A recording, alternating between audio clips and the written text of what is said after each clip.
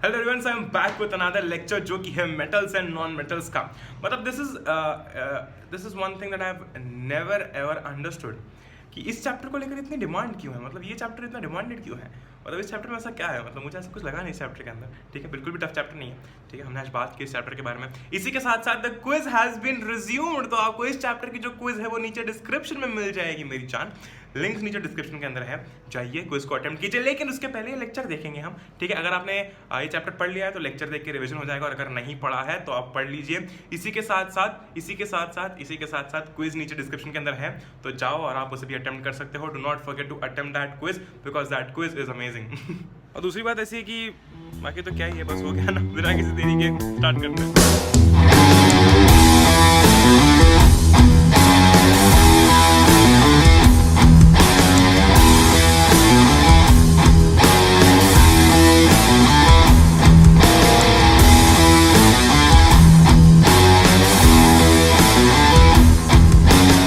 सभी लोग, I hope कि आप सब लोग सेफ होंगे। आज हम लोग करने वाले हैं मेटल्स एंड नॉन मेटल्स। ओहो क्या चैप्टर है, ओहो क्या डिमांड है ना।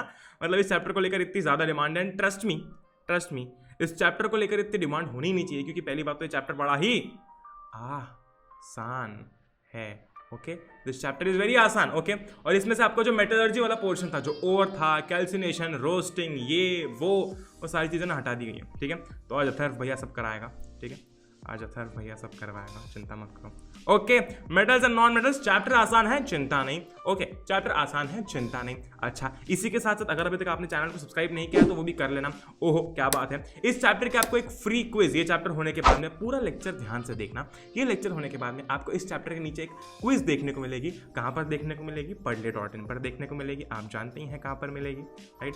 अब Padlet.in पर आपको जो है वो क्विज देखने को मिलेगी। नीचे लिंक्स पूरी डिस्क्रिप्शन में रहेगी। वो क्विज को अटेम्प्ट करना। इस लेक्चर में जो भी आपको पढ़ाने वाला हूं वो सबका सब उस क्विज में रहने वाला है। Do not forget to attempt it. और अगर आप अपना स्कोर शेयर करना चाहे तो आप बिल्कुल से मुझे इंस्टाग्राम पर टैग कर सकते हैं। ठीक है, आप इंस्टाग्राम पर टैग कर देना कि मेरा स्कोर इतना आया। Does not matter if you score 1 2 3 5 7, does not matter to me. I am happy कि मेरी पूरी तबाही फैमिली क्विज अटेम्प्ट कर रही है। एक बच्चा जो ये लेक्चर देख रहा है, देखने आए हो मुझे पता है, तो देख लो एक बार। ठीक है, और क्विज अटेम्प्ट जरूर से करना। ऑलराइट, ग्रेट, अमेजिंग, आगे बढ़ते हैं। भैया ये 3 क्यों लिखा हुआ है? मैंने कहा वो टेम्पलेट में था। ठीक है, आगे बढ़ते हैं। अच्छा, क्या बोलता है मेटल्स हमसे क्या कहता है? मेटल्स क्या कहता है? Metals are opaque. ओहो, अब ट्रांसपेरेंट तो होंगे नहीं, right. Lustrous elements that are good conductors of heat and electricity. तो सबसे पहली बात तो ऐसी है कि मेटल्स जो होते हैं वो काफी अच्छे कंडक्टर्स होते हैं, और हम ये चीज बचपन से जानते हैं। ठीक है, हम ये चीज बचपन से जानते हैं कि मेटल्स जो है काफी अच्छे कंडक्टर्स होते हैं। We don't have to worry about this point, right. ठीक है, अच्छा भैया, ठीक है, आगे बढ़ो भैया। ओके भैया, ओके भैया।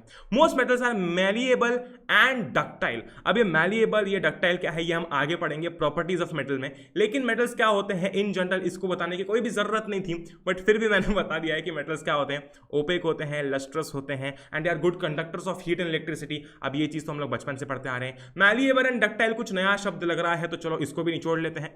आगे बढ़ते हैं। ऑलराइट, तो अभी हम बात कर लेते हैं फिजिकल प्रॉपर्टीज ऑफ मेटल्स की। अब देखो, बहुत ही नॉर्मल सी चीज है।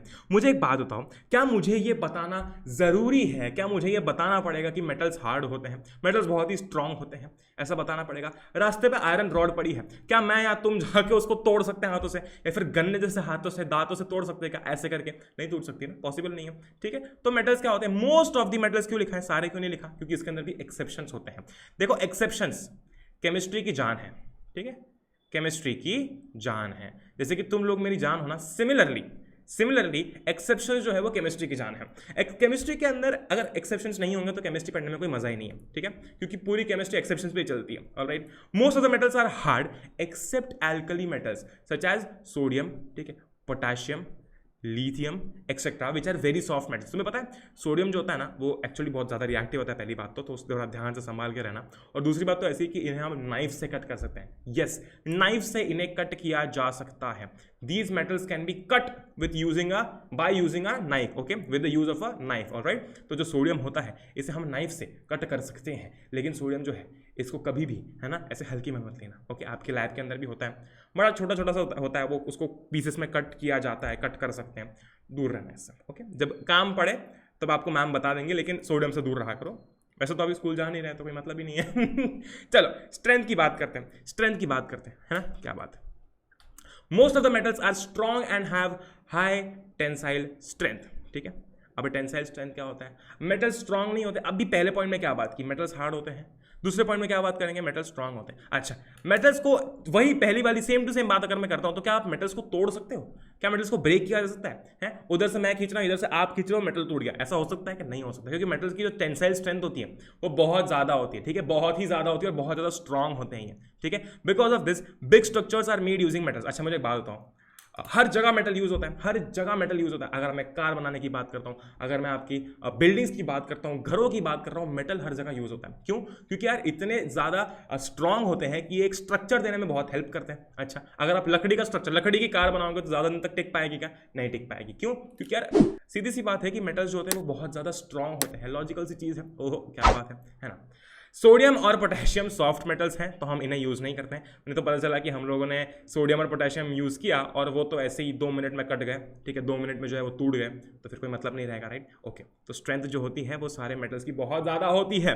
ओके क्या बात है। State metals are solid at room temperature, ठीक है, metals are solid at room temperature. Solid का मतलब अभी आप मुझे बताओ क्या आयरन पिघला हुआ होता है रूम टेम्परेचर पे? है, अगर आप घर के अंदर आयरन लेके आओगे तो वो पिघल जाएगा? नहीं पिघलेगा ना, ठीक है। तो रूम टेम्परेचर पे, एट रूम टेम्परेचर हमारे जो मेटल्स रहते हैं वो सारे के सारे सॉलिड रहते हैं, ठीक है, वो सारे के सारे सॉलिड रहते हैं एक्सेप्ट फॉर मर्क्यूरी। क्यों? क्योंकि ये रूम टेम्परेचर पर लिक्विड रहता है। याद करो याद करो याद करो, आपने देखा होगा मर्क्यूरी को, है ना, ऐसा बहुत ही पानी पानी पानी जैसा बहुत ही लिक्विड टाइप ऐसा मेटल है ये, ठीक है। तो ये रूम टेम्परेचर पर जो है, रूम टेम्परेचर पर जो है ये लिक्विड रहता है, ठीक है। आई बात समझ में?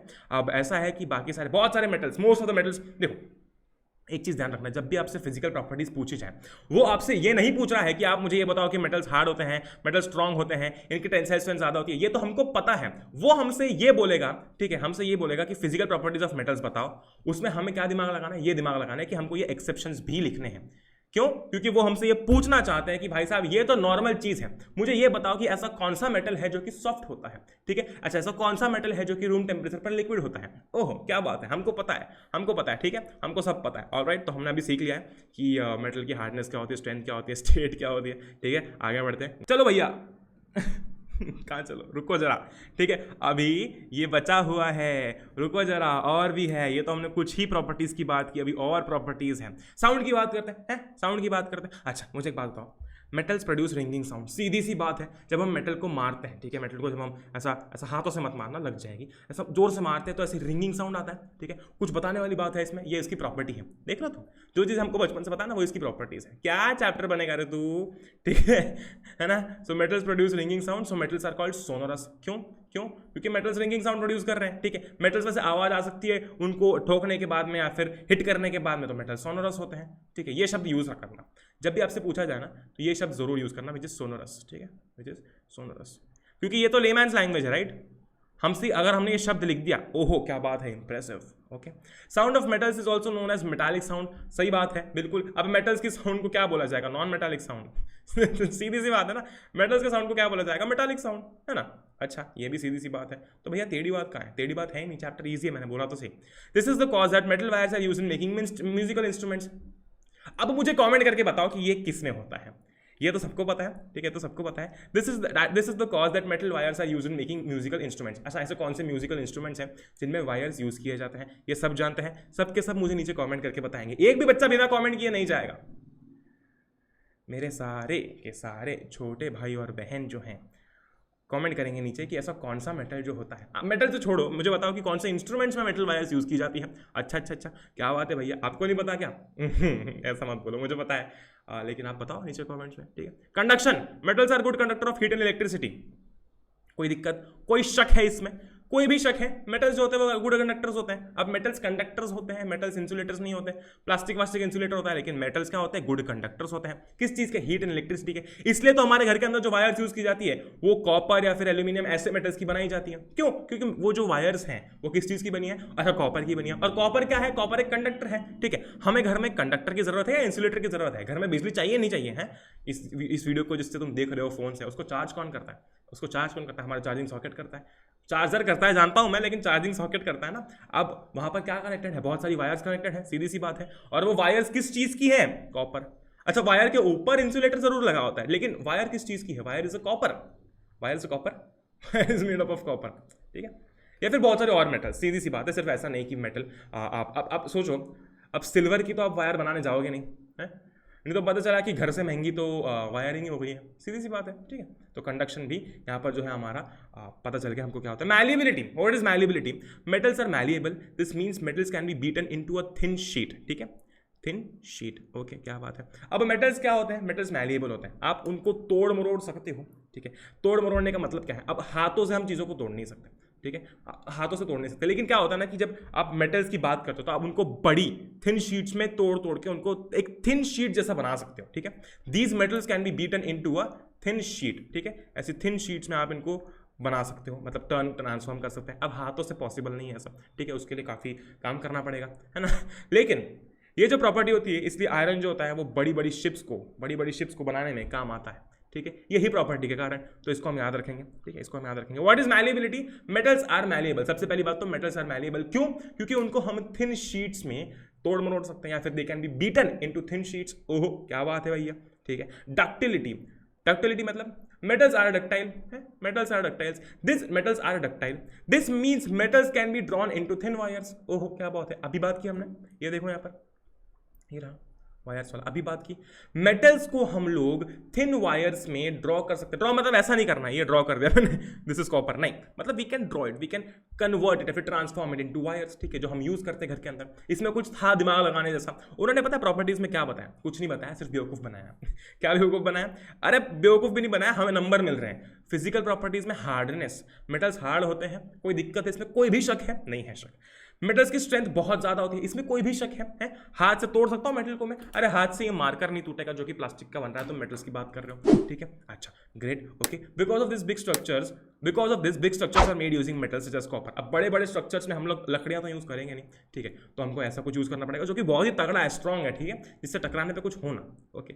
स्टेट मेटल्स सॉलिड होते हैं, सीधी सी बात, लेकिन कुछ ऐसे मेटल्स, कौन से? मर्क्यूरी। मर्क्यूरी क्या होता है? Mercury is liquid at room temperature, liquid at room temperature, okay भैया, आगे बढ़ते हैं भैया, हैं, अच्छा, रुको जरा, और भी है, क्या था? साउंड, मेटल्स जो है वो रिंगिंग साउंड प्रोड्यूस करते हैं। अरे सीधी सी बात है, जब हम मेटल्स को जोर से ठोकते हैं या फिर कहीं भी मारते हैं जोर से, तो क्या होता है? रिंगिंग साउंड प्रोड्यूस होता है ना, ठीक है, सीधी सी बात है। अब मेटल्स के साउंड को क्या बोलेंगे? मेटल्स के साउंड को गाना बोलेंगे? नहीं बोलेंगे।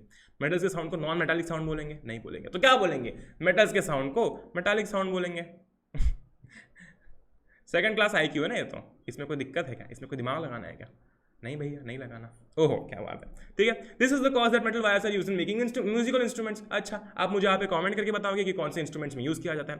कंडक्शन, मेटल्स बहुत ही अच्छे कंडक्टर्स होते हैं। किस चीज़ के कंडक्टर्स होते हैं? हमने अभी तक 2 टाइप के कंडक्शन के बारे में सुना हुआ है, या फिर हमने सिर्फ 2 टाइप के बारे में बात की है। ये गुड कंडक्टर है किस चीज़ का? हीट का और इलेक्ट्रिसिटी का। तो इसमें वही केस है, metals are a good conductor, metals are good conductor of heat and electricity, है, क्या बात है, ठीक है। This is the cause that electric wires are made of metals like copper and aluminium, ये सबको पता है, ठीक है। मैलिएबिलिटी, मेटल्स को हम लोग कभी भी याद नहीं आए, मैलिएबिलिटी, मेटल्स आर मैलिएबल, ये हमारी पहली स्टेटमेंट होगी, ठीक है, ये हमारी पहली स्टेटमेंट होगी।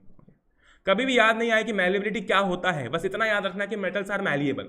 उसके बाद में अगर याद आ जाए तो फिर हम ये भी लिख लेंगे, ठीक है। मैं ये तब की बात कर रहा हूँ जब बिल्कुल भी याद नहीं आ रहा कि मैलिएबिलिटी क्या होता है, मेटल्स आर मैलिएबल, ठीक है, उसके बाद ये याद आ ही जाएगा और ये लिखना होता है, ठीक है। This means metals can be beaten into thin sheet. ये बीटन वर्ड ना याद कर लो, रख लो दिमाग में, metals can be beaten into thin sheets, alright, great. Because of this property iron is used in making big ships. अब सीधी सी बात है, अगर मेटल की कोई प्रॉपर्टी है तो उसको कहीं ना कहीं यूटिलाइज किया जाएगा, तो बिग शिप्स, बड़ी बड़ी शिप्स बनाने में यूज किया जाता है। ओहो, क्या बात है। डक्टिलिटी, मेटल्स आर डक्टाइल, ये देखो महान को, डक्टिलिटी, मेटल्स आर डक्टाइल, ठीक है। This means metals can B drawn into thin wires, metals को हम लोग थिन वायर्स में ड्रॉ कर सकते हैं। कैसे कर सकते हैं? हमारे घर में लगी हुई है ना सारी वायर हैं, बस बात खत्म। अच्छा, और भी है, थोड़ा सा और पढ़ लो, ठीक है, थोड़ा सा और पढ़ लो। Melting and boiling points, metals have generally high melting and boiling points except sodium and potassium metals which have low melting and boiling point. क्यों? अरे अभी देख क्या है यार, अभी देख क्या है, लोहा छोड़ो, कुछ और बात करते हैं, ठीक है। मेटल्स, ठीक है, मेटल्स को पिघलाने, अब सोचो ना यार, मेटल्स में कितना मेल्टिंग पॉइंट, कितना बॉइलिंग पॉइंट होगा मेटल्स का। इतना सॉलिड मेटल है, खुद सोचो, इतना सॉलिड मेटल है, इसको पिघलाने में, इसका बेसिकली वो पॉइंट अचीव करने में कितना टाइम लगेगा पहली बात तो, और दूसरा कितना हाई होगा वो, राइट, कितना ज़्यादा हाई होगा। तो मेटल्स का जो बॉइलिंग पॉइंट और मेल्टिंग पॉइंट होता है वो जनरली हाई होता है। अब सोडियम और पोटेशियम का लो होता है। अभी देख के आए थे, ये देखो सब इंटर रिलेटेड है, ये देखो सब इंटर रिलेटेड है, सब इंटरलिंक्ड है। अच्छा क्या बात है।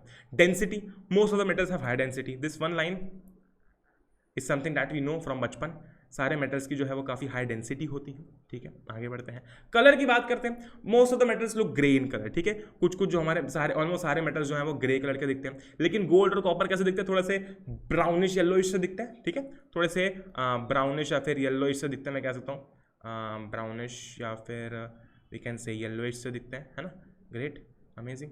देखो पेन टैप कितना लैग कर रहा है, देखो नहीं देखो ब्राउनिश येलो इससे दिखता है, ठीक है। सो क्या क्या देख लिया हमने, सारी प्रॉपर्टीज देख ली। प्रॉपर्टीज क्या क्या देखी, हार्डनेस देख ली, स्ट्रेंथ देख ली, स्टेट देख ली, साउंड देख लिया, कंडक्शन देख लिया, मैलेबिलिटी देख ली, डक्टिलिटी देख ली, मेल्टिंग पॉइंट देख लिया, बॉइलिंग पॉइंट देख लिया, डेंसिटी देख लिया, कलर देख लिया। फिजिकल प्रॉपर्टीज हुई मेटल्स की खत्म, ओके। फिजिकल प्रॉपर्टीज हुई मेटल्स की खत्म, ठीक है। एक चीज बहुत ही इंपॉर्टेंट कि जब भी आपसे बोला जाए कंडक्शन, ठीक, मैलिएबिलिटी, या फिर जब भी आपसे बोला जाए हार्डनेस, या फिर जब भी आपसे बोला जाए स्टेट, ठीक है, उनको ये तो चाहिए आपसे क्या आप बताओ कि मेटल्स जो होते हैं वो सॉलिड होते हैं रूम टेम्परेचर पर, लेकिन वो ये भी चाहते हैं कि कोई एक्सेप्शन बताओ, है एक्सेप्शन बताओ। तो उसमें हम क्या करेंगे, उसमें मर्क्यूरी बताएंगे, ठीक है। Great. Physical properties of non metals, अरे मेटल्स की बात कर ली, अब नॉन मेटल्स की बात करेंगे। हार्डनेस की बात करते हैं ना, हार्डनेस की बात करते हैं। Hardness, non metals are not hard, rather they are generally soft, सीधी सी बात है। नॉन मेटल्स क्या होंगे, ज्यादातर सॉफ्ट ही होंगे ना, but the diamond is an exception. तुम्हें पता है डायमंड राइट, हम सब जानते हैं। अब नॉन मेटल्स यार सीधी सी बात है, आसपास हर जगह नॉन मेटल्स है, हमारे मेटल्स भी है और उतना ही नॉन मेटल्स भी है, ठीक है। लेकिन डायमंड ये एक नॉन मेटल होते हुए भी कितना हार्ड होता है हम सब जानते हैं, ठीक है। हम सब जानते हैं डायमंड कितना हार्ड होता है, okay. It is the hardest naturally occurring substance, समझ रहे हो तुम, नॉन मेटल है लेकिन it is the hardest naturally occurring substance. Can imagine that, कितनी सही है ये चीज़ कि मतलब आप पढ़ रहे हो फिजिकल प्रॉपर्टी नॉन मेटल की, उसमें आप पढ़ रहे हो डायमंड को जो कि हार्डेस्ट मटेरियल होता है, जो कि हार्डेस्ट नेचुरली अकरिंग सब्सटेंस होता है, सॉरी। तो मतलब देखो कैसा है केमिस्ट्री है। स्टेट, नॉन मेटल्स में भी सॉलिड, लिक्विड और गैस, सीधी सी बात है, ठीक है। यहाँ पर कुछ भी ऐसा फिक्स नहीं है, नॉन मेटल सॉलिड भी हो सकते हैं। अब नॉन मेटल्स बोल दिया ना हमने, नॉन मेटल्स बोल दिया, अब हर वो चीज़ वो मेटल नहीं है, वो नॉन मेटल है, ठीक है, सीधी सी बात है, ऑलराइट। तो नॉन मेटल्स, ठीक है, नॉन मेटल्स जो होते हैं उनकी स्टेट जनरली सॉलिड, लिक्विड या फिर गैशियस होती है, ठीक है, गैशियस होती है, ओके, अमेजिंग, ग्रेट, है ना, अमेजिंग। लस्टर, चमक, ठीक है, चमक। Non metals have a dull appearance, generally dull appearance होता है, सीधी सी बात। Diamond and iodine are exceptions, diamond जो होता है सीधी सी बात है, हम सब जानते हैं डायमंड कितना चमकीला होता है, लस्टर का मतलब वही होता है, ठीक है, ग्रेट, ओके। और आयोडीन भी एक एक्सेप्शन होता है। अच्छा अब हमसे कोई पूछ ले, ठीक है, अब हमसे कोई पूछ ले कि फिजिकल प्रॉपर्टीज बताओ नॉन मेटल्स की जनाब, तो हम क्या करेंगे, हम उसको बताएंगे कि नॉन मेटल्स जो है जनरली सॉफ्ट होते हैं, हार्ड वार्ड नहीं होते, लेकिन डायमंड एक्सेप्शन है, ये लिखना जरूरी है, क्योंकि भाई साहब वो हमसे जो पूछ रहा है ना, वो हमसे हमारी इस नॉलेज को लेकर टेस्ट कर रहा है। लस्टर नहीं, पहले स्टेट की बात करते हैं, ठीक है। स्टेट, नॉन मेटल्स में भी सॉलिड, लिक्विड और गैस, क्योंकि आपको क्राइटेरिया नहीं है, हम सिर्फ नॉन मेटल्स की बात करें, नॉन मेटल कुछ भी हो सकता है। लस्टर, चमक, नॉन मेटल्स में हैव डल अपीयरेंस है, डल से अपीयरेंस है, तो लेकिन डायमंड और आयोडीन जो होते हैं ये एक्सेप्शंस होते हैं, सीधी सी बात। अब डायमंड कैसा होता है, डल होता है क्या दिखने में, डायमंड मिल जाए ना भाई साहब डायमंड मिल जाए ना भाई साहब अगले को तो समझ रहे हो ना तुम, ठीक है। तो डायमंड का कैसा होता है अपीयरेंस, कैसा होता है खुद बताओ, खुद सोचो, है डायमंड का अपीयरेंस कैसा होता है, डल तो नहीं होता ना, ओके, ग्रेट, सब समझ गए। सोनोरिटी, सोनोरिटी मतलब सोनोरस होते नहीं होते हैं, सोनोरस होते नहीं होते। अब सोचो एक गैस को आप हिट कर सकते हो क्या ऐसे वो गैस गई तो उसको थप्पड़, ऐसा हो सकता है क्या, ऐसा पॉसिबल है क्या, मतलब समझो ना कि गैस को हम मार नहीं सकते ना, तो गैस को हिट करने में कोई ऐसा साउंड आएगा क्या, समझ रहे हो तुम। या फिर कुछ भी चीज़ हो, मतलब कुछ भी नॉन मेटल जो हो उस पर साउंड ऐसा हिट करने में कोई टिपिकल साउंड नहीं आता है, लेकिन मेटल्स के केस में कैसा आता है, एक रिंगिंग साउंड आता है ना, मेटालिक से साउंड आता है। नॉन मेटल्स के केस में ऐसा नहीं होता, ऐसा टिपिकल कोई साउंड नहीं होता है ना, सीधी सी बात है ना, सीधी सी बात। अब खुद सोचो कि एयर है, ऐसा गैस है, गैस को ऐसे मारोगे तो कोई आवाज़ आएगी क्या, या फिर हिट करने में कोई आवाज़ आएगी क्या, नहीं आएगी, ओके, ठीक है, ग्रेट, अमेजिंग, आगे बढ़ते हैं। अच्छा, क्या बात है, हमने क्या क्या बात कर ली थी, हमने फिजिकल प्रॉपर्टीज में नॉन मेटल्स की क्या क्या बात कर ली, हार्डनेस, स्टेट, लस्टर, सोनोरिटी, आगे बात करते हैं। अच्छा मुझे बात बताओ, मेटल्स लस्ट्रस होंगे नहीं होंगे, लस्ट्रस मतलब, ठीक है, मेटल्स जो होंगे वो लस्ट्रस होते हैं नहीं होते हैं, खुद सोचो। मेटल की लस्टर की बात कर रहे हैं हम लोग, ठीक है, मेटल की लस्टर की बात कर रहे हैं, ये रहा लस्टर, ठीक है, मुझे बताओ कि मेटल लस्ट्रस, अभी सोनरस होते ही नहीं होते वो हम सोनोरिटी में बात कर रहे हैं, लस्टर होता ही नहीं होता वो हम लस्ट्रस होते ही नहीं होते ये बात कर रहे हैं, ठीक है, लस्ट्रस होते ही नहीं होते ये बात कर रहे हैं, ठीक है। तो मुझे बताना कि मेटल्स कैसे होते हैं, alright great. Conduction, non metals कैसे होते हैं, बैड कंडक्टर्स होते हैं, सीधी सी बात है, जो चीज़ मेटल नहीं है, मेटल नहीं है, अगर नॉन मेटल है, ठीक है, तो वो अच्छी कंडक्टर नहीं है ना इलेक्ट्रिसिटी की या फिर हीट की। लेकिन ग्रेफाइट जो होता है, ठीक है, ग्रेफाइट जो कि हमारे कार्बन का एक एलोट्रोप होता है, ठीक है, it is a very good conductor of electricity and is an exception, ठीक है, हर चीज में एक्सेप्शन है। यहाँ पर हार्डनेस के मामले में सारे नॉन मेटल्स ऑलमोस्ट जो है वो सॉफ्ट होते हैं, लेकिन डायमंड कैसा होता है, it is hardest naturally occurring substance, लो, ठीक है। तीसरी चीज क्या थी, लस्ट, ठीक है, non metals generally have dull appearance, लेकिन डायमंड और आयोडीन एक्सेप्शंस होते हैं, ठीक है। Sonority, most of them, sonority में कुछ एक्सेप्शन नहीं देखा हमने एज सच, लेकिन उसके बाद में फिर हमने कंडक्शन में देखा क्या कि ग्रेफाइट जो होता है वो बहुत ही अच्छा कंडक्टर होता है इलेक्ट्रिसिटी का, जो कि एक एक्सेप्शन हो गया, ठीक है। Malleability, non metals are brittle, ठीक है, they can not be beaten into thin sheets, और डक्टिलिटी का भी यही केस है, ठीक है, डक्टिलिटी का भी यही केस है, they can not be beaten into thin sheets और they can not be drawn into wires. अच्छा ग्रेट। अभी नॉन मेटल्स, पहली बात तो सॉफ्ट है, ठीक है, पहली बात तो सॉफ्ट है ना, तो खुद सोचो, मतलब ऐसा कुछ एज सच रिलेशन नहीं है, बट खुद सोचो एक बार दिमाग लगा के कि यार मेटल्स ऐसे सॉलिड है, बहुत ही है ना तगड़े हैं, तो उनका मेल्टिंग और बॉइलिंग पॉइंट बहुत ज़्यादा है। नॉन मेटल्स जो है वो ऐसे थोड़े से ब्रिटल टाइप हैं, ठीक है, और ऐसे कोई बहुत एज सच बहुत ज़्यादा स्ट्रेंथ नहीं है इनकी, तो सोचो कि इनका बॉइलिंग पॉइंट और मेल्टिंग पॉइंट कैसा होगा, अरे लो होगा, ये देखो, अरे लो होगा, सीधी सी बात है, ठीक है, सीधी सी बात है। Okay great, amazing. Colour, non metals जो होते हैं वो बहुत सारे कलर्स में मिलते हैं, ठीक है, इसमें कोई चिंता वाली बात नहीं है, तो कुछ खैर चलो एक्स्ट्रा पॉइंट है, बट फिर भी फिर भी अच्छा आगे बढ़ते हैं। Great, amazing. तो यहाँ तक जो है हमने क्या बात कर ली है, फिजिकल प्रॉपर्टीज़ की बात कर ली है ना, और उसके बाद में हमने मेटल्स की और नॉन मेटल्स दोनों की फिजिकल प्रॉपर्टीज़ की बात कर ली है। क्या बात है भैया, है मजा आए, मजा आए नहीं आए, ठीक है, तो लाइक कर दो अगर मजा आए होंगे तो आगे बढ़ते हैं, ठीक है। अच्छा, अब हम लोग बात करने वाले हैं यहाँ पर क्या क्या हो सकता है, ठीक है, क्या क्या हो सकता है, मतलब what will happen when metal is burnt in air। तो अब यहां से जो क्या हो सकता है, what happens, ठीक है, what happens वाला सेक्शन शुरू होने वाला है, ठीक है। अच्छा, all metals combine with oxygen to form metal oxides। क्या ये सच था? नहीं, almost all metals combined with oxygen to form metal oxides, ठीक है, ऑलमोस्ट बोल रहा हूं मैं, ऑलराइट। तो जनरल रिएक्शन क्या होता है? अच्छा, जनरल रिएक्शन ये होता है, मेटल, ठीक है, मेटल ऑक्सीजन से रिएक्ट करता है। अब सीधी सी बात है भाई साहब, एयर के अंदर ऑक्सीजन भी होता है, ऑल्दो मात्रा जो होती है वो किसी और गैस की ज़्यादा होती है। कौन सी गैस की ज़्यादा होती है, बताओ मुझे नीचे, बताओ मुझे नीचे, कौन सी गैस की मात्रा जो है वो ज़्यादा होती है। लेकिन एयर के अंदर ऑक्सीजन होता ही नहीं होता, होता है, ठीक है, होता है। Okay great, amazing. अच्छा, तो मेटल क्या करता है, मेटल ऑक्सीजन से रिएक्ट करता है और बनाता है मेटल ऑक्साइड। ये रहा एग्जांपल, ये रहा एग्जांपल, ये कॉपर है, कॉपर ने रिएक्ट किया ऑक्सीजन से, या फिर मैं कह सकता हूँ कि आपकी ऑक्सीजन गैस से, ठीक है, फिर मैं कह सकता हूँ कि आपके डायटोमिक फॉर्म से, ठीक है, ऑक्सीजन के डायटोमिक फॉर्म से, ऑलराइट। इतना मत जाओ डिटेल में, ठीक है। मेटल ने ऑक्सीजन के साथ में रिएक्ट किया और बनाया मेटल ऑक्साइड, बात खत्म, ठीक है, बात खत्म, ऑलराइट ग्रेट। मेटल ने रिएक्ट किया, मेटल कौन सा, यहाँ पर कॉपर, ठीक है, कॉपर ने रिएक्ट किया ऑक्सीजन के साथ में, क्या बनना चाहिए, मेटल ऑक्साइड। क्या बना है, CuO, ओके, क्या बना है, CuO, ओके। क्या ये मेटल ऑक्साइड है? हाँ जी, बिल्कुल है। अच्छा, क्या बात है ना, अमेजिंग। तो ये होती है हमारी जनरल सी एक इक्वेशन, आपको ये याद रखना है। अगर आपको ये कुछ भी याद ना हो तो भी चलेगा, लेकिन देखो बुक के अंदर काफ़ी कम एग्जांपल्स हैं, काफ़ी कम एग्जांपल्स है, तो सारे के सारे एक बार प्रैक्टिस करके देखना, क्योंकि डज नॉट मैटर कि अगर आपको आता है नहीं आता, अच्छी बात है, लेकिन अगर ये एक बार प्रैक्टिस कर लोगे ना, ठीक है, एक बार प्रैक्टिस कर लोगे तो बहुत ही ज़्यादा कॉन्फिडेंस आएगा कि यार मैंने लिख के भी प्रैक्टिस कर लिया, अब मुझे सारे एलिमेंट्स, सारे जो कंपाउंड्स हैं उन्हें लिखना आ चुका है, ऑलराइट। तो क्या होता है जब हम मेटल्स को एयर में बर्न करते हैं, भैया बताओ क्या होता है। मैंने बता दिया क्या हो गया कि मेटल जो है वो ऑक्सीजन के साथ में कंबाइन करेंगे, वो बोलेंगे आजा आजा आजा, कंबाइन करेंगे और बन जाएगा मेटल ऑक्साइड, ठीक है, बन जाएगा metal oxide, alright great, amazing. कोई दिक्कत, कोई परेशानी नहीं है ना, है ना, आगे बढ़ते हैं, ठीक है, आगे बढ़ते हैं। अच्छा, ऑक्साइड्स का क्या सीन है भाई साहब, मैंने कहा कि मेटल जो है वो ऑक्सीजन के साथ में कंबाइन होकर मेटल ऑक्साइड बना दिए, ठीक है। अभी मेटल ऑक्साइड का क्या सीन है, इसका भी थोड़ी सी चर्चा कर लें, इस पर भी थोड़ी सी चर्चा कर लें, चलो कर लेते हैं। Metal oxides, most of the metal oxides are basic in nature, ठीक है, ठीक है, most of the metal oxides are basic in nature, और ये शायद हम लोग एसिड्स, बेसिड्स एंड सॉल्ट्स में भी बात कर चुके हैं, ठीक है, एसिड्स, बेसिस एंड सॉल्ट्स में भी बात कर चुके हैं, एक बार देखना, ठीक है, याद करना, alright. Most of the metal oxides are basic in nature, but then there are some extraordinary oxides which react with both acids and bases, और ऐसे ऑक्साइड्स को हम एम्फोटेरिक ऑक्साइड्स कहते हैं। कुछ ज़्यादा ही तेज चलने वाले कुछ ज़्यादा ही तेज चलने वाले ऑक्साइड्स जिनका नाम होता है एम्फोटेरिक ऑक्साइड्स। ये एग्जाम में मत लिख के आना प्लीज, ठीक है। ऐसा होता है ना कि कुछ most of the metal oxides होते हैं वो बेसिक होते हैं नेचर में, ठीक है।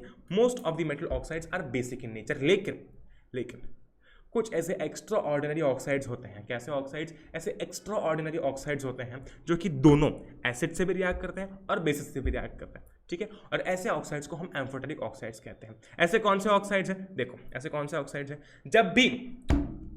जब भी आपको एम्फोटेरिक ऑक्साइड्स की बात करनी हो आप बोलेंगे एल्यूमिनियम ऑक्साइड और जिंक ऑक्साइड, ठीक है। आपकी बुक के अंदर आपको ये चीज़ बार बार हाईलाइट करके बताई गई है कि एम्फोटेरिक ऑक्साइड्स कौन से होते हैं। एम्फोटेरिक ऑक्साइड्स होते हैं हमारे एल्यूमिनियम ऑक्साइड और जिंक ऑक्साइड, ठीक है। बुक के अंदर ये चीज़ दी हुई है और आप देख भी सकते हो। यहाँ पर एल्यूमिनियम ऑक्साइड जो है हमारा ये HCl के साथ रिएक्ट कर रहा है। HCl एक एसिड है, ठीक है, और ये बना रहा है सॉल्ट एंड वाटर, ठीक है। क्यों? क्योंकि पहली बात तो हमने देखा ना कि एक एम्फोटेरिक ऑक्साइड है, ये एसिड के साथ रिएक्ट कर रहा है, मतलब ये किसके जैसे एक्ट करेगा? It will act like a base, ठीक है। सेकंड केस में देखो, सेकंड केस में क्या हो रहा है? एल्यूमिनियम ऑक्साइड सोडियम हाइड्रोक्साइड के साथ में रिएक्ट कर रहा है। अच्छा, सोडियम हाइड्रोक्साइड एक बेस है, मैं कह सकता हूँ एक बेस है, लेमैन्स लैंग्वेज में बोल लेते हैं ये बेस है, ठीक है। अच्छा, यहां पर फिर भी सॉल्ट एंड वाटर बन रहा है, इसका मतलब यहां पर एल्यूमिनियम ऑक्साइड किसके जैसे एक्ट कर रहा होगा? It might be acting like an acid, ठीक है। तो ये इसलिए बोला जाता है कि ये दोनों जो है वो बोथ एसिड्स और बेसिस दोनों के साथ में रिएक्ट करते हैं, ठीक है। दे react with both of them, okay, इसलिए इन्हें एम्फोटेरिक ऑक्साइड्स बोला जाता है। अच्छा, क्या बात, ओके। वाटर का क्या सीन है? पानी का क्या सीन है? Most metal oxides are insoluble in water, mark this, okay, mark this. वैसे इसकी पूरी PDF आपको नीचे मिल जाएगी, तो आपको चिंता करने वाली कोई बात नहीं है, ठीक है। Most of the metal oxides are insoluble in water but some of them dissolve to form alkalis, ठीक है, to form alkalis, okay. And sodium oxide and potassium oxide dissolve in water to produce alkalis. ये रहा sodium oxide और ये रहा potassium oxide. तो क्या होता है? Most of the metal oxides, ज्यादातर मेटल ऑक्साइड्स जो होते हैं वो पानी के अंदर इनसॉल्युबल होती है, लेकिन, ठीक है, लेकिन कुछ ऐसी ऑक्साइड्स होते हैं जैसे कि सोडियम ऑक्साइड और पोटेशियम ऑक्साइड जो कि पानी के अंदर भी डिसॉल्व कर जाते हैं टू प्रोड्यूस एल्कलीज। अब एल्कलीज भी हम लोग पढ़ चुके हैं हमारे एसिड्स, बेसिस एंड सॉल्ट्स में। अच्छा, अगर किसी को नहीं पता भैया मुझे एल्कली नहीं पता, अरे मेरी जान चिंता मत करो, देखो चिंता मत करो। एल्कलीज क्या होते हैं? Bases that are soluble in water, bases that are soluble in water are called alkalis। देखो हो गया, बात ही खत्म, ठीक है, बात ही खत्म। यहाँ पर क्या बात की थी? Most of the metal oxides are basic in nature, bases which are soluble in water are called alkalis। ये रहा, ओके, ऑलराइट, आगे बढ़ते हैं, ठीक है। वेरी वेरी वेरी इंपॉर्टेंट, ठीक है, very very very important. Metals such as potassium and sodium react so vigorously that they catch fire if kept in open, ठीक है। अगर आप मेटल्स, कैसे मेटल्स, पोटेशियम और सोडियम जैसे मेटल्स को अगर हम खुले में छोड़ देते हैं ना, तो वो इतने ज़्यादा रिएक्ट करेंगे, इतने विगरसली रिएक्ट करेंगे कि दे विल कैच फायर, ठीक है, आग पकड़ लेंगे, ऑलराइट। और इसलिए उनको प्रोटेक्ट करने के लिए ऐसी कुछ एक्सीडेंटल फायर, क्योंकि हो सकता है ना कि शायद कम मात्रा में हो तो चलो ठीक है, ऐसा कुछ ऐसे बहुत ज़्यादा डैमेज नहीं होगा, लेकिन अगर ज़्यादा मात्रा में हो तो क्या होगा? फिर तो तबाही मच जाएगी, ठीक है, ठीक है। इसलिए उन्हें जो है वो they are kept immersed in kerosene oil. अब इससे क्या होता है? इससे उनका जो कॉन्टैक्ट है आपके एयर वगैरह से वो टूट जाता है केरोसिन ऑयल में रखने से, तो इसके कारण वो जो है वो रिएक्ट नहीं करता, ठीक है, great. At ordinary temperature the surface of metals such as magnesium, aluminium, zinc, lead etc. are covered with a thin layer of oxide. The protective oxide layer prevents the metal from further oxidation. Iron does not burn on heating, ठीक है, ये मैं पहले ये समझा देता हूँ। Eight ordinary temperature से यहाँ तक, ठीक है। कुछ ऐसे मेटल्स, कैसे metals? Magnesium, aluminium, zinc, lead, कुछ ऐसे मेटल्स को क्या किया जाता है ना, ऐसे मेटल्स की जो सरफेस होती है, ठीक है, जो सरफेस होता है उनका, उसे एक थिन लेयर ऑफ ऑक्साइड, ठीक है, एक थिन लेयर ऑफ ऑक्साइड से कवर कर दिया जाता है। अच्छा, इससे क्या होगा? अरे सोचो कि मेटल जो है जब ऑक्सीजन से रिएक्ट करेगा तो मेटल ऑक्साइड बनेगा, वो चीज़ हमने पहले ही उसके लेयर पर लगा दी है। अच्छा, अब एक बात सोचो कि मेटल ऑक्साइड और एयर कांटेक्ट में है ना, अब हमने क्या किया? हमने उसके सरफेस के ऊपर जो है वो मेटल ऑक्साइड लगा दिया, मतलब ऐसे चिपकाया नहीं है, मैं बता रहा हूँ, ठीक है। उस मेटल के सरफेस के ऊपर मेटल ऑक्साइड है। अच्छा, ठीक है। अब क्या वो मेटल ऑक्साइड ऑक्सीजन से रिएक्ट करता है या फिर मेटल ऑक्सीजन से रिएक्ट करेगा? हमने तो यही पढ़ा कि मेटल ऑक्सीजन से रिएक्ट करेगा, लेकिन हमने उसका कॉन्टैक्ट ब्रेक कर दिया है मेटल ऑक्साइड ऑलरेडी वहां पर लगाकर, ठीक है, उसके सरफेस पर मेटल ऑक्साइड ऑलरेडी हमने लगाकर उसका कॉन्टैक्ट जो है वो ऑक्सीजन से ब्रेक कर दिया है। थोड़ा बहुत तो रहता है, ऐसा नहीं कि पूरा ही ब्रेक डाउन, पूरा सा खत्म ही हो जाएगा बिल्कुल, है ना, कुछ ना कुछ ऐसी एरर तो होता है, वो तो खैर हर जगह एरर होता है, ठीक है। लेकिन सीधी सी बात है, ठीक है, सीधी सी बात है कि यार फर्दर ऑक्सीडेशन जो है वो प्रिवेंट हो जाएगा। क्यों? क्योंकि अब मेटल डायरेक्ट कांटेक्ट में नहीं होगा, ठीक है, अब मेटल डायरेक्ट कांटेक्ट में नहीं होगा। Alright, great. Iron does not burn on heating but iron filings burn vigorously when sprinkled in the flame of the burner. हमको पता है ना, आयरन को जब हम गर्म करते हैं तो इतनी जल्दी गर्म नहीं होता, ठीक है, उसको बहुत टाइम लगता है। लेकिन जब हम आयरन फिलिंग्स डालते हैं, जब हम आयरन फिलिंग्स डालेंगे तो वो झट से विगरसली बर्न हो जाती है। सबको पता है ये चीज। Copper does not burn but the hot metal is coated with a black coloured layer of copper oxide. ठीक है, कॉपर बर्न नहीं होता, लेकिन उसकी जो उसका जो सरफेस होता है उसको कोट किया जाता है। It is coated with a black coloured layer of copper oxide. ठीक है, ये बहुत ही इंपॉर्टेंट पॉइंट्स पता है, ये आपके या तो सीधे 1 मार्क में पूछ लेंगे या तो सीधा 3-3 मार्क में पूछ ले जाएंगे। ठीक है, silver and gold do not react with oxygen even at high temperatures. ठीक है, तो जो सिल्वर और जो गोल्ड हमारा होता है, जो कीमती मेटल्स होते हैं हमारे लिए, ठीक है, वो ऑक्सीजन पर हाई टेम्परेचर पर भी रिएक्ट नहीं करते हैं। ठीक है, ये पॉइंट बहुत ही इंपॉर्टेंट है, आपके एनसीईआरटी के अंदर है, बिल्कुल से चेक करना है एक बार। आगे बढ़ते हैं। अच्छा, अब जरा बात करते हैं कि मेटल्स पानी के साथ में कैसे रिएक्ट करते हैं। ओहो, मेटल्स पानी के साथ में कैसे रिएक्ट करते हैं, अच्छा देख लेते हैं। तो मेटल जो है वो पानी के साथ में रिएक्ट करके बनाते हैं मेटल ऑक्साइड और हाइड्रोजन। लेकिन रिएक्शन यहीं पर खत्म नहीं होती है। बहुत सारे लोगों को लगता है कि रिएक्शन यहाँ पर खत्म हो जाएगी, नहीं, ठीक है, ये दोनों जो है वो मैं कह सकता हूं कि एक ही चीज बता रहे हैं। कैसे? मेटल जो है वो पानी के साथ में रिएक्ट किया, ठीक है, बना मेटल ऑक्साइड और हाइड्रोजन। जैसे ये मेटल ऑक्साइड बना, this metal oxide further reacts with water. अब क्या हुआ, अब मेटल जो है वो मेटल ऑक्साइड बन गया। ठीक है, मेटल पानी से रिएक्ट करने के बाद में मेटल ऑक्साइड बन गया, और ये जो मेटल ऑक्साइड अब बना है ये वापस से पानी में रिएक्ट करने के बाद में, फिर पानी से रिएक्ट करने के बाद में बनता है मेटल हाइड्रोक्साइड। ओके, और यहाँ पर हमारी जो रिएक्शन है, मैं कह सकता हूँ कि यहाँ तक हमें रिएक्शन के बारे में देखना होता है, समझना होता है। ठीक है, तो मेटल पानी के साथ में रिएक्ट किया, बना मेटल ऑक्साइड प्लस हाइड्रोजन। ठीक है, प्लस हाइड्रोजन। ओके, अब ये जो मेटल ऑक्साइड बना है, it further reacts with water. Okay, it further reacts with water to form metal hydroxide. ओहो, क्या बात है। ठीक है, और ये मेटल यहाँ पर जो है ये मेटल हाइड्रोक्साइड बन गया है। ठीक है, अच्छा, मेटल्स अब एक बात देखो यार, ये होती है हमारी रिएक्टिविटी सीरीज, ये होती है हमारी reactivity series. This is our reactivity series. Just a second. Reactivity, okay, series. Amazing. तो भैया इसका करे क्या, ये तो बताओ। अरे बता रहा हूँ उनको बता रहा हूँ। ठीक है, potassium, sodium, calcium, magnesium, aluminium, zinc, iron, lead, hydrogen, copper, mercury, silver, gold. Okay, great, amazing. इन सारे मेटल्स को ऐसे अरेंज किया गया है in decreasing order of the reactivity, यानी कि पोटेशियम की ज़्यादा, फिर सोडियम की उससे कम, फिर कैल्शियम की उससे कम, फिर मैग्नीशियम की उससे कम, फिर एल्यूमिनियम की उससे कम, ऐसा इनको डिक्रीजिंग ऑर्डर ऑफ रिएक्टिविटी में अरेंज किया गया। अगर आप नीचे से देखते हो तो वो इंक्रीजिंग ऑर्डर हो जाएगा, सीधी सी बात। ठीक है, अच्छा, अब ज़रा ये देखो, और फिर हम लोग यहाँ पर इस रिएक्टिविटी सीरीज पर चलेंगे। ठीक है, metals like potassium and sodium react violently with cold water. ठीक है, in case of sodium and potassium the reaction is so violent and exothermic that the evolved hydrogen immediately catches fire. अच्छा, जरा देखो यहाँ पर इस टेबल के अंदर या फिर इस इमेज के अंदर पोटेशियम सबसे ऊपर है, पोटेशियम बहुत ज़्यादा रिएक्टिव है। सिमिलरली सोडियम भी ऊपर ही है। ठीक है, सोडियम भी ऊपर ही है लिस्ट में। ठीक है, इसका मतलब ये मेटल्स जो है वो काफ़ी ज़्यादा रिएक्टिव होंगे। तो यहाँ पर हम देख सकते हैं कि metals like potassium and sodium react violently,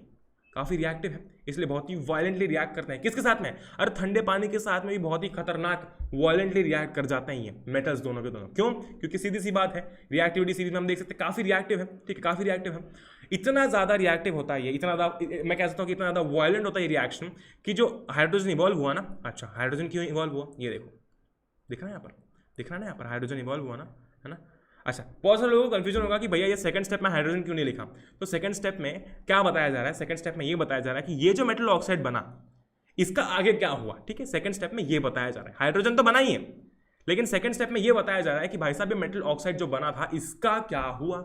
अच्छा भैया ठीक है, हम आपकी बात तो समझ गए। ओके, क्या हुआ, क्या समझे हम लोग कि सबसे पहली बात तो पोटेशियम कहाँ पर है, रिएक्टिविटी सीरीज में टॉप पे है, फिर सोडियम कहाँ पर है, उसके जस्ट बाद में है। ये दोनों ऐसे मेटल्स जो कि बहुत ही वायलेंटली रिएक्ट करते हैं with cold water. Okay, they react violently with cold water, and in case of sodium and potassium इतना ज़्यादा वायलेंट होता है रिएक्शन कि जो हाइड्रोजन इवॉल्व होता है, ठीक है, उस गर्मी के कारण, ठीक है, उस गर्मी के कारण हाइड्रोजन इवॉल्व हुआ है, ठीक है, वो इमीडिएटली फायर कैच कर लेता है, इट इमीडिएटली कैचेस फायर। ये देखो, ये रहा, ये हमारा पोटेशियम, ठीक है, ये पानी के साथ में रिएक्शन हुआ, ठीक है, यहाँ पर बना हमारा मेटल हाइड्रोक्साइड, ये रहा मेटल हाइड्रोक्साइड बना, H2 बना, और हीट एनर्जी है ना, जिसके कारण हमारा जो यहाँ पर H2 है इट कैचेस फायर, सोडियम के केस में भी सेम एग्जांपल है, कुछ था इसमें समझने लायक, कुछ भी नहीं था। हमने क्या देखा, हमने देखा यहाँ पर रिएक्टिविटी सीरीज को, ठीक है। ये खैर हम डिटेल में आगे बात करते हैं, ये क्या हो गया, इसको हम लोग डिटेल में आगे बात करते हैं कि रिएक्टिविटी सीरीज क्या होती है।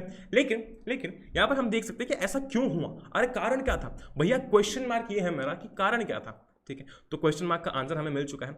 यहाँ पर हम देख सकते हैं रिएक्टिविटी सीरीज के अंदर क्या सीन चल रहा होता है। ऑलराइट, मेटल रिएक्ट करेगा पानी से, बनेगा मेटल ऑक्साइड प्लस हाइड्रोजन। लेकिन यहीं पर बात खत्म नहीं होती, किस्सा खत्म नहीं होता। मेटल ऑक्साइड जो है वो पानी के साथ में रिएक्ट करके मेटल हाइड्रोक्साइड बनाता है। ओके, फिर हमने देखा कि पोटेशियम और सोडियम जो है वो बहुत ही वायलेंटली रिएक्ट करते हैं with cold water. Okay, with cold water. और सोडियम और पोटेशियम के केस में इतना ज़्यादा वायलेंट होता है रिएक्शन, ठीक है। और एक्सोथर्मिक में कह सकता हूँ कि जो हमारा हाइड्रोजन इवॉल्व होता है, हाइड्रोजन जो निकलता है वो इमीडिएटली फायर कैच कर लेता है, ठीक है। ये रहा यहाँ पर इक्वेशन हमारा। मैं कह सकता हूँ कि जो हमारी रिएक्शन है वो कुछ ऐसी होती है। ओके, यहाँ पर एक चीज़ देखते हैं। अब यहाँ पर पोटेशियम था ना, यहाँ पर सोडियम था, यहाँ पर अब इसके बाद में कैल्शियम है, ठीक है। इसके बाद में कैल्शियम है, तो कैल्शियम का सीन देखते हैं। तो reaction of calcium with water is less violent. क्यों, अरे खुद देखो, पोटेशियम बहुत ऊपर है, ठीक है, सीरीज में ऊपर है, फिर सोडियम है, ठीक है, फिर सोडियम है, उसके बाद कैल्शियम है, ठीक है। तो अब हम नीचे नीचे नीचे नीचे आ रहे हैं, ठीक है। इसका मतलब हमारी रिएक्टिविटी भी कम होती जा रही है ना। ग्रेट, अमेजिंग, ठीक है। हमारी जो रिएक्टिविटी है वो भी जो है वो कम होते जा रही है। ओहो, क्या बात है। इसका मतलब कैल्शियम जो है, कैल्शियम जो है इतना ज़्यादा वायलेंटली रिएक्ट नहीं करेगा, ऐसा दिमाग में आ रहा होगा, ऐसा ही होता है, ठीक है। The reaction of calcium with water is less violent, ठीक है। और जो हीट इवॉल्व हो रही है, अब हीट तो इवॉल्व हो ही रही है, ठीक है, हीट तो इवॉल्व हो ही रही है, लेकिन इतनी नहीं हो रही कि जो हाइड्रोजन निकला है उसमें आग लगा दे।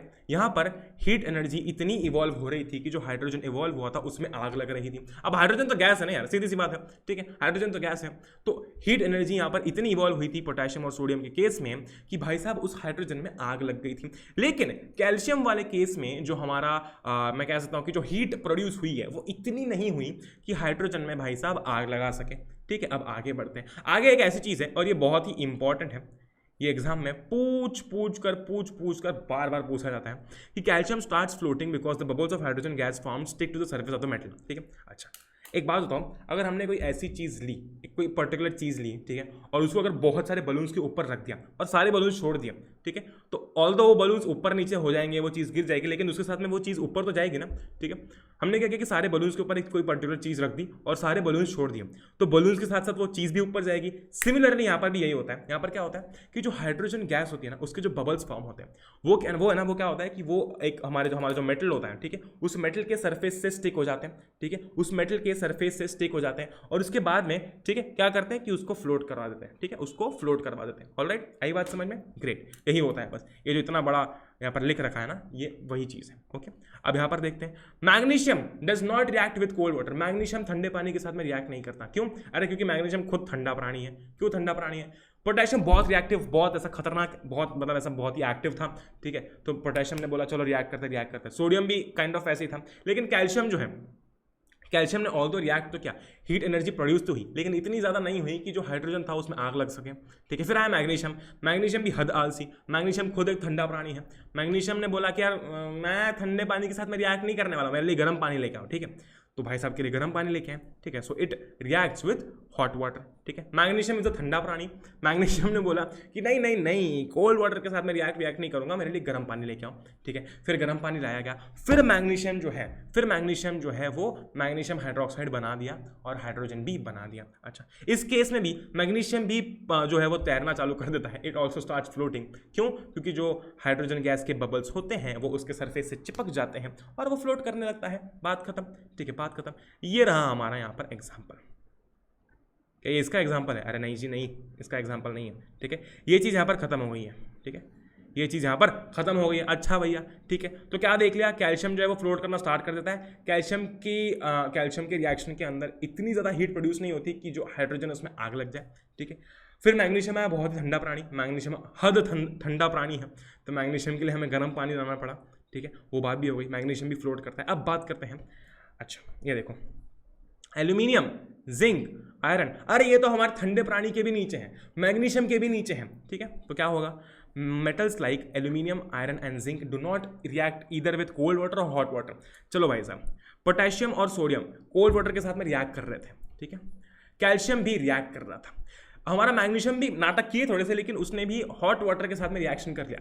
लेकिन ये तो अलग ही प्राणी है। ये क्या बोल रहे हैं, एल्यूमिनियम, आयरन और जिंक क्या बोल रहे हैं कि ना तो हम कोल्ड वाटर के साथ में रिएक्ट करेंगे, ना ही हम हॉट वाटर के साथ में रिएक्ट करेंगे। लेकिन लेकिन लेकिन हमने कहा इतना एटीट्यूड, हमने बोला कि चलो इनको करवाते हैं रिएक्ट स्टीम के साथ में। तो ये ठंडा पानी भी नहीं, गर्म पानी भी नहीं, they react with steam to form metal oxide and hydrogen. एक चीज़ गौर करने वाली ऐसी है कि इस केस में मेटल हाइड्रोक्साइड नहीं बन रहा है, बाकी सारे केसेस में मेटल हाइड्रोक्साइड बन रहा था। ठीक है, बाकी सारे केसेस में मेटल हाइड्रोक्साइड बन रहा था। ये देखो, खैर ये तो 2 बार रिपीट हो गया तो इसको काट देता हूँ मैं। ठीक है, ये वाला देख लो, सेम ही चीज़ है, ऊपर और नीचे दोनों सेम चीज़ है। ठीक है, देखो यहाँ पर भी मेटल हाइड्रोक्साइड बना था। ये देखो मेटल हाइड्रोक्साइड बना था, लेकिन इस केस में मेटल ऑक्साइड बना है।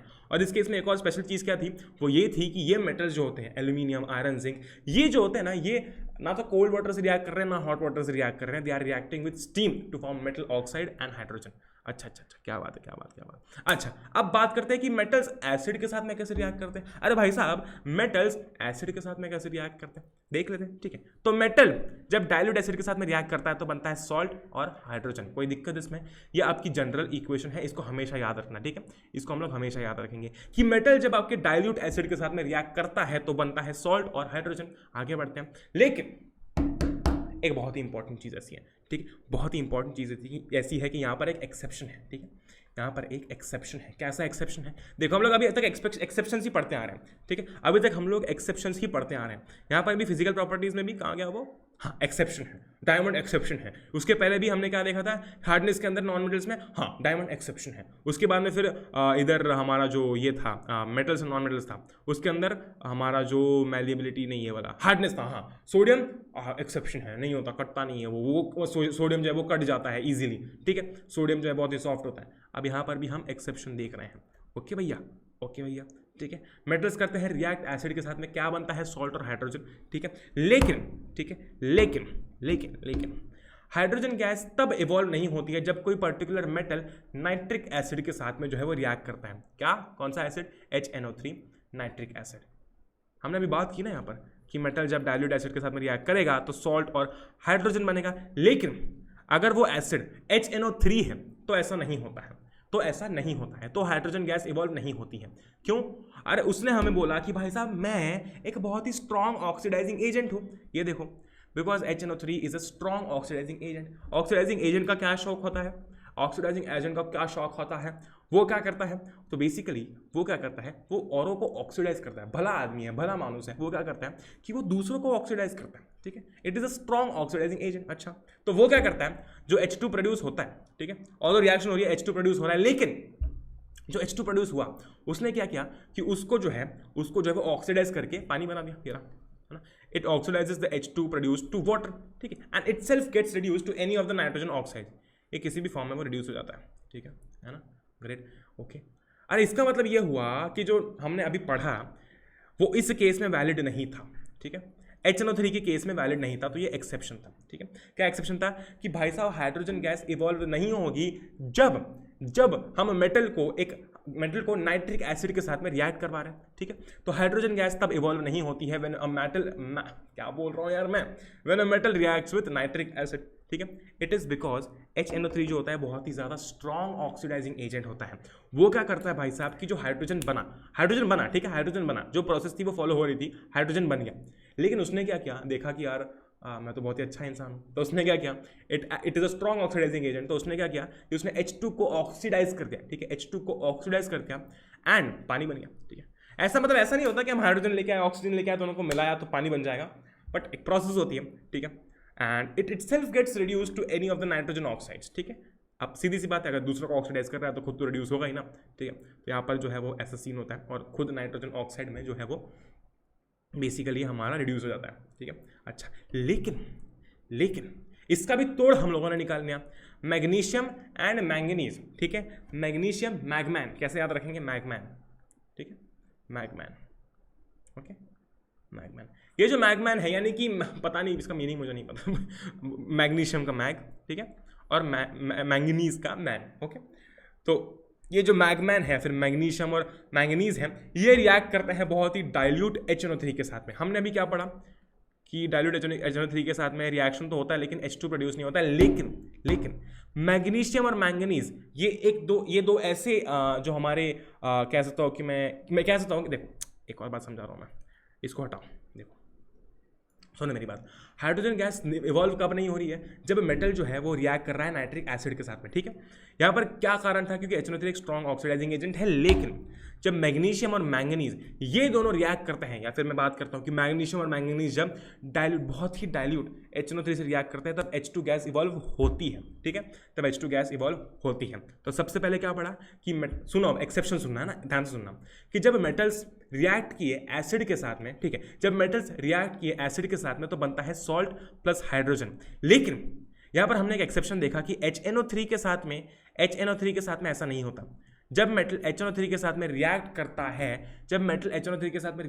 है, तब हाइड्रोजन नहीं बनता, ठीक है। क्यों? क्योंकि वो हाइड्रोजन को ऑक्सीडाइज कर देता है और खुद रिड्यूस हो जाता है, ठीक है। लेकिन उसके बाद हमने एक और एक्सेप्शन देखा कि अगर हम मैग्नीशियम या फिर मैं कह सकता हूं कि या फिर मैंगनीज का रिएक्शन करवाते हैं बहुत ही डाइल्यूट हमारे नाइट्रिक एसिड्स हैं, उस केस में हाइड्रोजन गैस जो है वो इवॉल्व हो सकती है। आई बात समझ में? तो ये कुछ ऐसा सीन है, बड़ा ही आसान है। सबसे पहला क्या है? सबसे पहले ध्यान में रखना कि मेटल जब एसिड के साथ में रिएक्ट करते हैं तो क्या बनता है।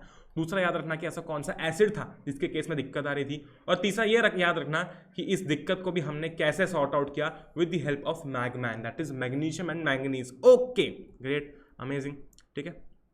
अच्छा, तो भाई साहब इसी के साथ साथ आपका ये जो लेक्चर 1 है वो समाप्त होता है। अब लेक्चर 1 यहाँ तक सिर्फ इसलिए है क्योंकि हम चाहते हैं कि आप जो है सबसे पहले जाएं और इस लेक्चर की क्विज अटेम्प्ट करें, बिकॉज सारा का सारा डोज एक साथ हम लोग लेंगे तो दिक्कत होगी, ठीक है। तो इसकी क्विज जो है आपको नीचे मिलेगी लिंक के अंदर, padle.in पर आप जाओ, बिल्कुल से अटेम्प्ट करो इसको, and do not forget to share your score with me. Does not matter, but what matters to me is कि आप अटेम्प्ट कर रहे हैं। अगर अभी तक आपने चैनल को सब्सक्राइब नहीं किया है मेरी जान, तो कर लेना, ठीक है, बिकॉज ऐसे बहुत सारे अमेजिंग से वीडियोस, लेक्चर्स और बहुत सारी चीज़ें आप लोगों के लिए आती रहती है। Alright, and if you haven't followed us on Telegram पर भी फॉलो कर लेना, वहाँ पर भी लिंक मिल जाएगी डिस्क्रिप्शन में, ठीक है। और टेलीग्राम पर भी अब रेगुलर अपडेट्स आना स्टार्ट हो जाएंगे, ठीक है। टेलीग्राम थोड़ा सा सुना सा पड़ा हुआ था, लेकिन अब टेलीग्राम पर भी रेगुलर अपडेट्स आएंगे। लिंक्स नीचे है डिस्क्रिप्शन में। Do not forget to go and follow us on Telegram also. इसी के साथ साथ to get the best notes for the chapter, that is metals and non metals, आपको कहाँ जाना है? आपको जाना है padle.in पर, आपको उसकी भी लिंक्स नीचे डिस्क्रिप्शन में मिल जाएगी। Do not forget to subscribe if you haven't yet, और इसका सेकंड पार्ट भी बहुत जल्दी आ जाएगा। ऑलराइट, तो बस यार मुझे उम्मीद है आपको ये वीडियो पसंद आया होगा, एंड बस जय हिंद, वंदे मातरम, एंजॉय करो यार। और अगर रिवीजन हो गया तो मस्त मजा आ गया, और अगर पहली बार पढ़ा है तो भी मस्त मजा आ गया। क्विज अटेम्प्ट करना बिल्कुल से मत भूलना। तो बस यार जय हिंद, वंदे मातरम, एंजॉय करो यार। We'll meet in the next one, till then good bye.